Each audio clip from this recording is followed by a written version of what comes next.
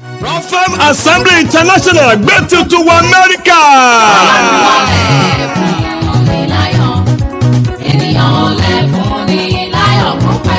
It's happening live in America. Wákàtí ìṣẹ̀gọ́mídógó. Tọ́mọ̀ reproach to glory. A special prayer in the modern tongue. Èdè abínibí ẹni ló dára jù láti fi kojú ogun ayé ẹni. Ìjọ The Rivers of Life Prophetic and Miracle Ministries International. Prophet Assembly International. Vena himself. Bishop Adé Olúṣọlá Ládégà. Apostle of fire. Come one come all. Gbogbo èèyàn ní Jésù ń retí. Lọ́gán tó dé olùgbàlà láyé mi létò.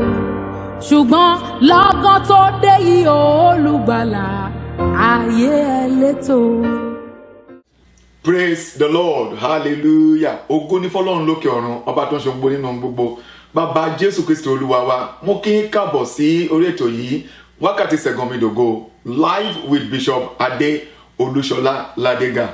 Live with Bishop Adé Olúṣọlá Ládégà. Orí ètò yìí Ọlọ́run ti ń sọ ẹ̀gàn àwọn ènìyàn di ògo torí wípé ayé ló ń fi ẹ̀gàn sínú ayé ènìyàn.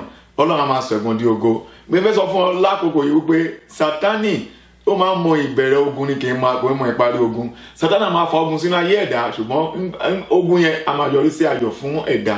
Fẹ́ sọ fún ọ lákòókò yìí pé ogun tó ń là kọjá yẹn ayọ̀ ló máa yọrí sí. Torí náà kókó ọ̀rọ̀ mi ní àkókò yìí òun ni ẹ̀rí ńlá. Kí ló máa ń fa ẹ̀rí? Kí ló mú ẹ̀rí wá? Nígbà tí wọ́n bá la nǹkan ìṣòro ayé kọjá tí ìṣòro ayé yẹn tí ò gbẹ̀mí ènìyàn àbí tí kò borí ayé ènìyàn nígbà náà á sọ ó di ẹ̀rí. Torí náà fẹ́ sọ nípa ẹ̀rí ńlá. Ọ̀rọ̀ yẹn ẹ̀yin la ló máa yọrí sí. Ohun tó ń pa ẹlẹ́kùn yẹn ẹ̀yin la ló máa yọrí sí. Ohun tó jẹ́ kó tí ìkórè wà nínú ayé yẹn ẹ̀yin ló máa yọrí sí. Àìsàn tó ń pa ẹlẹ́kùn yẹn ẹ̀yin ńlá ló máa yọrí sí.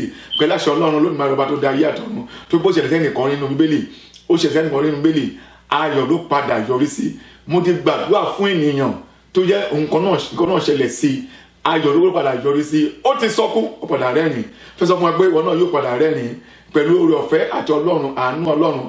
Ẹ̀rí ńlá leléyìí yóò yọrí sí.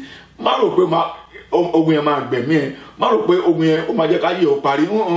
Ìbẹ̀rẹ̀ ohun tuntun nínú ayé wa. Nígbà tá a bá la ogun kọjá torí pé àwa ní Ọlọ́run ogun. Ọba tí ń jagun láláì yọ̀dà. Ọba tí ń jagun láláì yọ̀bọ̀n. Ọba tí ń jagun láláì farahàn. Ọba tí ń gbani lọ́wọ́ ogun láláì fi ara hàn. Òun ni Ọlọ́run Olódùmarè. Bàbá mi lónìí òun náà ni lánàá òun náà ti ti ayérayé. Bàbá mi tí kò yí padà olórúkọ ńlá ọba tó ń ṣogbó nínú gbogbo.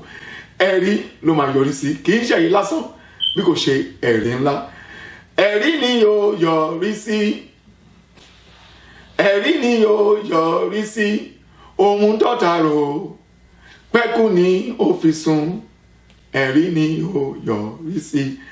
Ẹ̀rí ló máa yọrí sí lórúkọ Jésù Kristi Násárẹ́tì.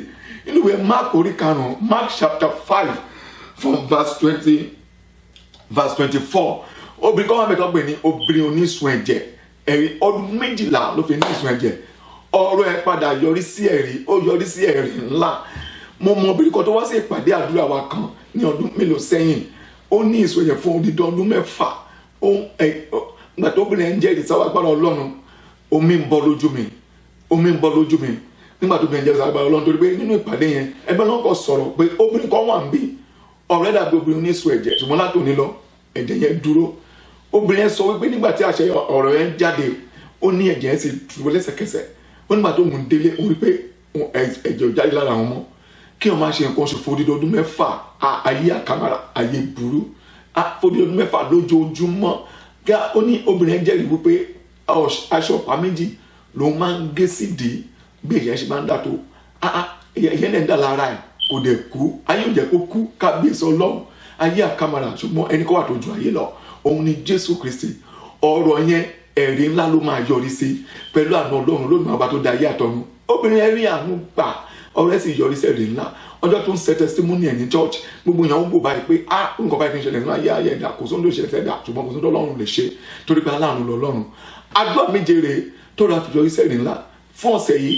Àdúrà méje tó nílò tó ra fẹ́ sí ẹ̀rí ńlá gẹ́gẹ́ bí obìnrin oníṣẹ̀jẹ̀ nínú ìwé Mark chapter 5 from verse 24. Gbọ́ dáadáa àdúrà méje yẹn rèé ní orúkọ Jésù Kristi Násárẹ́tì. Ọwọ́ agbára ìkíní nìyẹn o. Àdúrà méje tí ọ̀sẹ̀ yìí àdúrà kíní òun rèé o.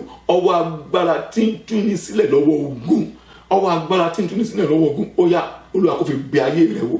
Ó yá wàá gbà pẹ̀lú ìtara. Àdúrà kíní yẹn tó sọ. Àdúrà kíní ọwọ́ agbára tí ń tú ní sílẹ̀ lọ́wọ́ ogun ayé ẹ̀mí mímọ́ ó yá fi tú mi sílẹ̀. Àdúrà kìíní nìyẹn, àdúrà kìíní. Àdúrà kejì rèé, ogun ayé tó dè mí, ogun táyé fi dè mí mọ́lẹ̀, ó yá ọwọ́ agbára tó tú mi oníṣòwò ẹ̀jẹ̀ sílẹ̀, ó yá tú mi sílẹ̀. Ìkejì nìyẹn, ogun ayé tá a fi dè mí mọ́lẹ̀, ọwọ́ agbára tó tú obìnrin oníṣòwò ẹ̀jẹ̀ sílẹ̀, ó yá fi tú mi sílẹ̀.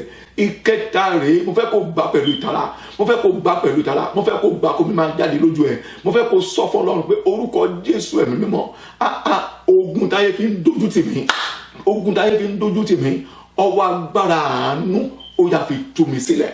Ogun táyé fi ń dojú, ìkẹta nìyẹn o, ọwọ́ agbára àánú ó yá fi tú mi. Ogun táyé fi ń dojú tì mí, obìnrin oníṣòwò fún ọjọ́ 12 ló fi ń lu ẹ̀sìn ẹ̀jẹ̀ jáde, kò sọ ọkùnrin tó lè pé, kò lè dọ́kọ̀, ọkùnrin bẹ́ẹ̀ sí mọ̀ bí tó ń ṣe kan ṣùtú kò dúró. Wo àdúrà kẹrin ìkẹta nìyẹn, ọwọ́ agbára tẹ́fi tó mi oníṣòwò ẹ̀jẹ̀ ó yẹ tú mi sílẹ̀ lọ́wọ́ ogun láyé fi dè mí. Ìkẹrin rèé, wá pariwo pẹ̀lú ìtara, wá ní Olúwa, ogun táyé fi ń bá mi jà, ó yá sọ di ẹ̀rín lámọ́ mi lọ́wọ́. Ìkẹrin nìyẹn, ogun táyé fi ń bá mi jà Olúwa ó yá sọ di ẹ̀rín lójijì. Ìkarùn rèé o, wá pariwo pẹ̀lú ìtara, ogun ayé mi táyé fi ń gbomijé lójú mi, bàbá máyì káyé fi gbẹ̀mí mi. Ìkarùn nìyẹn, Olúwa lórúkọ Jésù, ogun táyé fi ń gbomijé lójú mi, bàbá máyì káyé fi gbẹ̀mí mi, ẹ̀yin ogun ọ̀run ó yẹ tú mi sílẹ̀. Ìkarùn nìyẹn. Ìkẹfà rèé, wá gbà pẹ̀lú ìtara, bá pẹ̀lú agbára Ọlọ́run wá ní orúkọ Jésù ẹ̀mí mímọ́, ìdè àti ṣẹ̀kẹ̀ṣẹ̀kẹ̀ táyé fi dè mí. Ìkẹfà nìyẹn, ó yá kó gbiná dànù ní orúkọ Jésù Kristi Násárẹ́tì. Ṣẹ̀kẹ̀ṣẹ̀kẹ̀ àti ìdè táyé fi dè mí, kẹfà nìyẹn o, ó yá kó gbiná dànù ní orúkọ Jésù Kristi ti Násárẹ́tì. Ìkeje rèé, wá pariwo pẹ̀lú ìtara, wá sọ fún Ọlọ́run, Olúwa. Ìkeje nìyẹn, ogun táyé rò pé mi ò lè bọ́ nínú ẹ̀mọ́ láéláé, ó yá ọwọ́ agbára kó tú mi sílẹ̀. Ẹni tó wà nínú ìṣòro fún ọjọ́ 12, ogun yẹn ti pa, ogun yẹn ti finish ẹ̀, ṣùgbọ́n mo fẹ́ fún ọ pé ẹ̀rí ló máa já sí, tí ẹni máa já sí ẹ̀rí. Ìkeje rèé, orúkọ Jésù, ogun táyé rò pé bẹ́ẹ̀ ni máa bá kú, ogun táyé rò pé bẹ́ẹ̀ ni máa bá kú, ẹ̀yin ogun ọ̀run lójijì ó yẹ gbà mí, ẹ tú mi sílẹ̀. Ìkeje nìyẹn, mo sọ àdúrà méje ìsúná ayé rẹ, ó yá borí àánú gbà, ọwọ́ Ọlọ́run kó tú ọ sílẹ̀, mo fi àṣẹ lé, àṣẹ kó gùn bẹ́ẹ̀. Jésù Kristi Olúwa wa, àmín.